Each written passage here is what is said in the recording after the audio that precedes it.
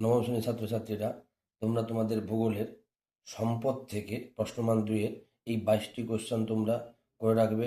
তোমরা তোমাদের unit test এবং ফাইনালে এখান থেকে অতি অবশ্যই তোমরা কমন পাবে। দেখে নিই কোশ্চেনগুলো। ভারতীয় কয়লা উত্তোলনের দুটি সমস্যা লেখো। সম্পদ সংরক্ষণের দুটি পদ্ধতি লেখো। সম্পদ সংরক্ষণ কাকে বলে?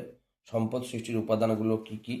রুদ্ধ প্রবাহ সম্পদ বলতে কি বোঝো?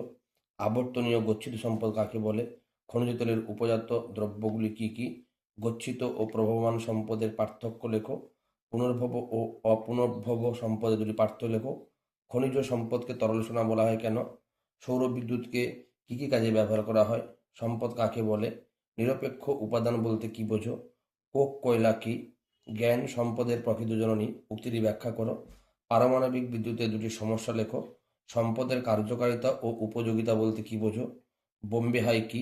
সম্পদের দুটি বৈশিষ্ট্য লেখো। গচ্ছিত সম্পদের দুটি বৈশিষ্ট্য লেখো। কয়লা দুটি ব্যবহার লেখো। জীবাশ্ম জ্বালানি বলতে কি বোঝো? এই 22টি কোশ্চেন তোমরা অবশ্যই করে রাখবে।